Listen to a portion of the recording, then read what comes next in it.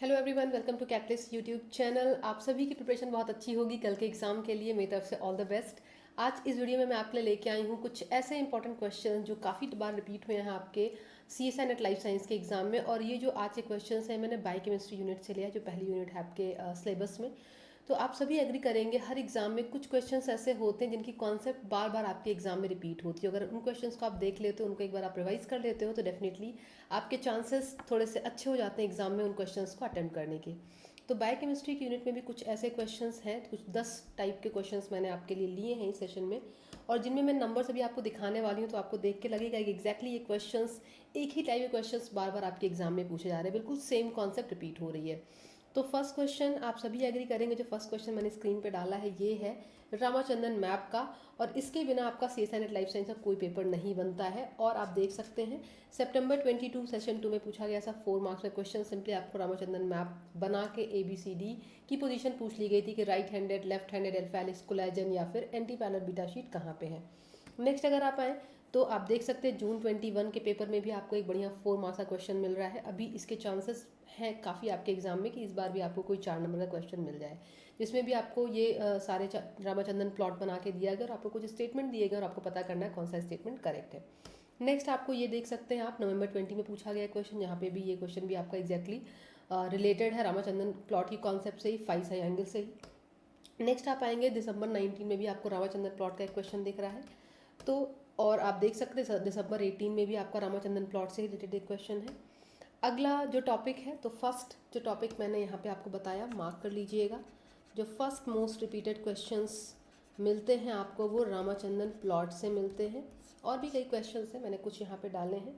Next topic जो आपका है ये है अमाइनो एसिड की PI वैल्यू से लेके PKR वैल्यू से लेके अमाइनो एसिड में जो आपको अगर आयनाइजेशन जो आयनाइजेशन की वैल्यू होती है, मतलब कहाँ पे प्रोटीन का या अमाइनो एसिड का डीप्रोटोनेशन की प्रोसेस हो रही, PKA वैल्यूज़ क्या है, PKR वैल्यूज़ क्या है। तो इस तरीके के क्वेश्चंस आपको अभी रिसेंटली अगर आप देखें, या पॉलीपेप्टाइड आपको दे दिया जाएगा, उस पर किसी पर्टिकुलर pH पे आपको चार्ज कैलकुलेट करना होगा।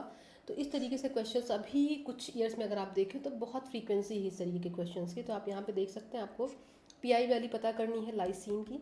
अगले क्वेश्चन में आप आएंगे तो यहाँ पे भी आपको एग्जैक्टली एक पॉलीपेप्टाइड दिया गया जिसपे आपको नेट चार्ज पता करना है। ये भी क्वेश्चन आपका इसी कॉन्सेप्ट से रिलेटेड है, टाइट्रेशन आप बोलो या PI या PKR वैल्यू जो अमाइनो एसिड की हैं। नेक्स्ट क्वेश्चन में भी आपको कई सारे प्रोटीन की PI वैल्यू दे दी गई और इनका आइसोलेशन फैक्टर आपसे पूछा गया कि कौन सा पहले आइसोलेट हो रहा है। नेक्स्ट क्वेश्चन अगर आप देखें जून 21 में, यहाँ पे भी आपको एक ट्राइपेप्टाइड दे के इसकी PI वैल्यू पूछ ली गई है। तो अभी इस टाइप के क्वेश्चंस की फ्रीक्वेंसी आपको ज़्यादा देखने को मिल रही। पहले के एग्जाम्स अगर आप देखो तो ऐसे क्वेश्चंस आपको बहुत नहीं मिलते थे, बीच में बिल्कुल ही कम हो गई थी इनकी फ्रीक्वेंसी। लेकिन अगर आप कुछ पिछले पेपर्स को उठा के देखो तो ऐसे क्वेश्चंस आपको बहुत मिल रहे हैं। तो प्रोटीन की जो PI वैल्यू है, पॉलीपेप्टाइड पे चार्ज का कैलकुलेशन है, अमाइनो एसिड की PI वैल्यूज़ है, PKR वैल्यूज़ हैं, हर अमाइनो एसिड में जो आयनाइजेबल ग्रुप आपको देखने को मिलता है वो सब आप रिकॉल करके जाएंगे।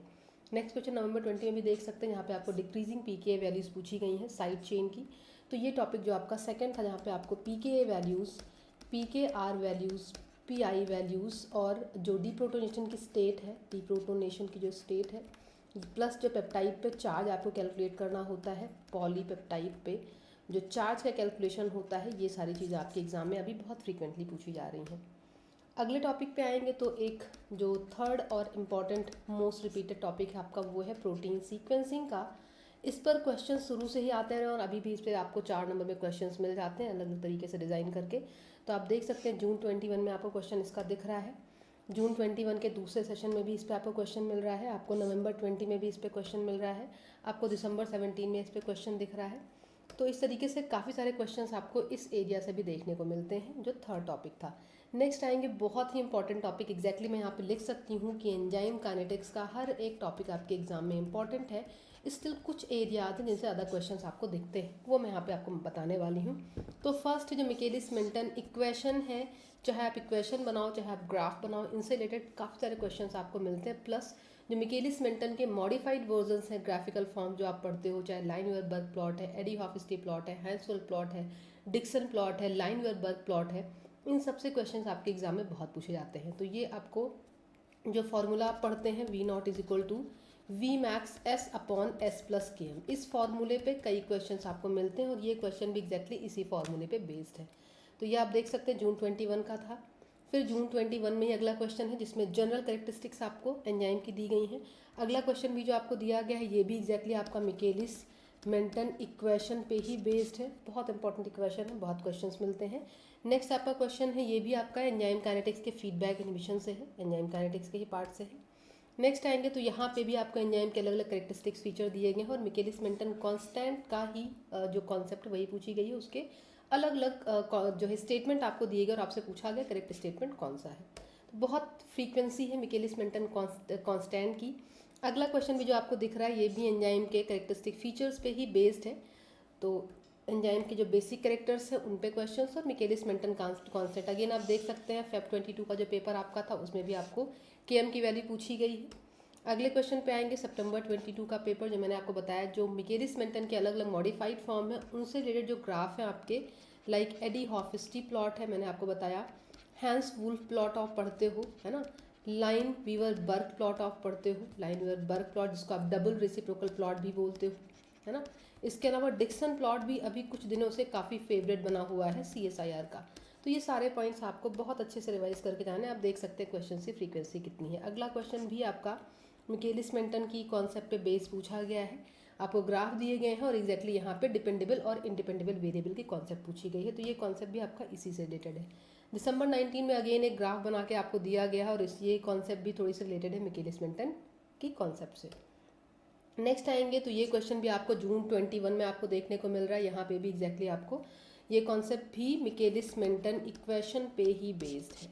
तो आप देख सकते हैं मिकेलिस मेंटन इक्वेशन पे बेस्ड कितने सारे क्वेश्चंस आपके एग्जाम में आते हैं। दिसंबर 17 में आप देखेंगे तो एंजाइम की अगेन जो जनरल करेक्टरिस्टिक फीचर्स हैं उन पे क्वेश्चंस हैं। अगले क्वेश्चन पे देखेंगे तो एक और कॉन्सेप्ट आपके एग्जाम में पूछी जाती है के कैट की और एक के कैट अपॉन के एम की कॉन्सेप्ट जो आप स्पेसिफिसिटी कांस्टेंट कैलकुलेट करते हैं टर्नओवर नंबर के कैट और स्पेसिफिसिटी कांस्टेंट जो आप कैलकुलेट करते हो के कैट अपॉन के एम, इस पे भी क्वेश्चंस पूछे जाने की फ्रीक्वेंसी है आपके एग्जाम में 4 मार्क्स वाले भी एज वेल एज 2 मार्क्स वाले भी। तो ये आपका नेक्स्ट टॉपिक था जिसपे क्वेश्चंस आपको मिल सकते हैं। अगला टॉपिक अगेन आपका जो मैंने आपको बताया कि एक्स और वाई एक्सिस पे मिकेलिस मेंटन में आप एस एन वी नॉट लेते हैं और आपको एक हाइपरबोलिक ग्राफ मिलता है, इसी को आप मॉडिफाई कर देते हैं जब आप 1 अपॉन सबस्ट्रेट कॉन्सेंट्रेशन और 1 अपॉन वेलोसिटी ले लेते हैं। लाइन वेयर बर्ग प्लॉट में ये हो गया मिकेलिस मेंटन और ये हो गया लाइन वेयर बर्ग प्लॉट। ऐसे ही आप एडी हॉफस्टी हैंस वुल्फ प्लॉट और डिक्सन प्लॉट ये सब ड्रॉ करते हैं तो उनसे रिलेटेड क्वेश्चन भी आपको मिलते हैं, लाइक डिक्सन प्लॉट की कॉन्सेप्ट यहाँ पे आपको मिल रही है। डिक्सन प्लॉट आपको एक नेक्स्ट एग्जाम में फिर मिलने वाला है, नवंबर 20 में पूछा गया था, फिर इसको पूछा गया आप देख सकते हैं सितंबर 22 में। तो जितने भी मॉडिफाइड वर्जन है इस मिकेलिस मेंटन के उनको बहुत अच्छे से आप रिवाइज करके जाएंगे, फ्रीक्वेंसी बहुत है। नेक्स्ट आएंगे तो जो इनहिबिटर की कॉन्सेप्ट है जिसमें कुछ फॉर्मूले आप पढ़ते हो, अगर आपने कॉम्पैरेटिव इनहिबिटर डाला है तो जो केएम की वैल्यू कैसे चेंज होती है उससे रिलेटेड जो फॉर्मूला आप पढ़ते हैं उस पर क्वेश्चन पूछे जाते हैं। मतलब Michaelis Menten equation, Lineweaver Burk equation सभी कुछ बहुत इंपॉर्टेंट है।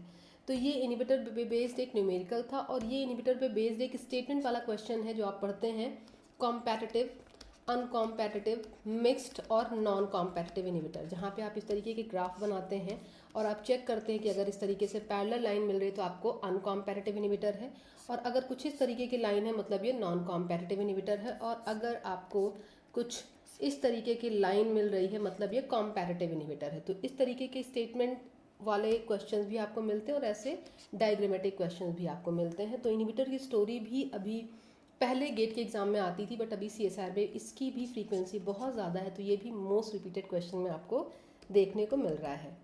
नेक्स्ट क्वेश्चन आएंगे अगेन ग्लाइकोलिसिस, ग्लाइकोलिसिस और सिट्रिक एसिड साइकिल, इन पे जो स्टेप्स आपको देखने को मिलती हैं लाइक 1,6 बिसफॉस्फेट से है ना, ग्लूकोज 6 फॉस्फेट से 1,6 बिसफॉस्फेट का बनना या ग्लूकोज से ग्लूकोज 6 फॉस्फेट का बनना, तो हेक्सोकाइनेज का क्या रोल है या फॉस्फोफ्रक्टोकाइनेज 1 का क्या रोल है या उसका रेगुलेशन क्या है।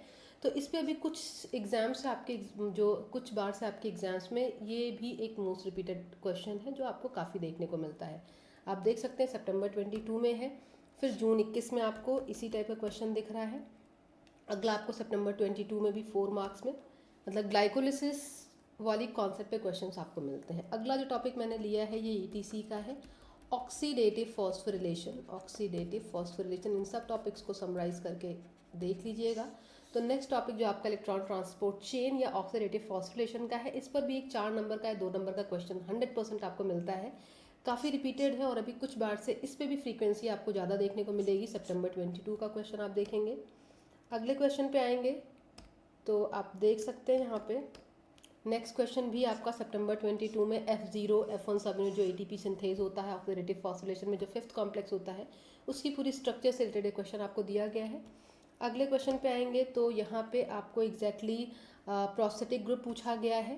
जो आपको इलेक्ट्रॉन करियर्स देखने को मिलते हैं उनमें प्रोस्थेटिक ग्रुप पूछा गया है। Iron sulphur cluster are the key prosthetic group that carry electron in all below except. तो ये भी आपका क्वेश्चन इसी से रिलेटेड है, इलेक्ट्रॉन ट्रांसपोर्ट चेन से ही।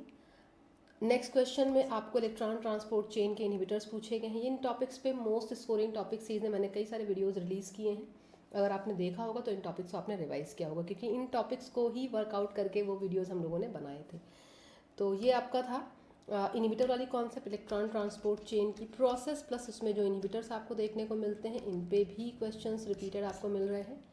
अगला और आई थिंक ये लास्ट टॉपिक जो मैंने डाला है ये है हीमोग्लोबिन का। हीमोग्लोबिन और मायोग्लोबिन के ग्राफ पे प्लस इनके स्ट्रक्चर पे प्लस इनकी फंक्शनैलिटी पे जो हीमोग्लोबिन की काइनेटिक्स है, RNT state, oxy haemoglobin D oxy haemoglobin state, कौन सा O2 से बाइंडिंग होने पे स्टेबल हो रहा है, कौन सा आयन पेयर से स्टेबल हो रहा है। तो ये सारी कंडीशंस आपके एग्जाम में पूछी गई हैं। प्लस कौन कौन से फैक्टर्स इसको इन्फ्लुएंस करते हैं, पीएच कैसे इन्फ्लुएंस करता है और कैसे जो लाइक टेम्परेचर है या कार्बन मोनोऑक्साइड है ये सब कैसे इम्पैक्ट करते हैं, उसका ग्राफ कैसे चेंज होता है। तो ये भी एक मोस्ट रिपीटेड टॉपिक है आपके एग्जाम का जिस पे क्वेश्चंस आपको मिलते हैं। इनके अलावा और भी क्वेश्चंस की अगर मैं बात करूँ जो मेरी एनालिसिस रही, प्रोटीन के सेकेंडरी स्ट्रक्चर्स पे भी क्वेश्चंस आपको मिल जाते हैं और एंजाइम काइनेटिक्स तो पूरा पूरा इंपॉर्टेंट है और डेल्टा जी पे भी क्वेश्चंस आपको मिल जाते हैं। जो फ्री एनर्जी चेंज है उस पर भी अभी कुछ क्वेश्चंस आपको मिल जाते हैं। तो मेक श्योर ये टॉपिक्स की जो कॉन्सेप्ट्स हैं, जो फार्मूले यहाँ पे यूज़ हो रहे हैं उनको अच्छे से रिवाइज करके जाइएगा। 100% चांसेस है कि इन टॉपिक्स से फिर से आपको रिपीटेड क्वेश्चंस मिल जाए। All the best.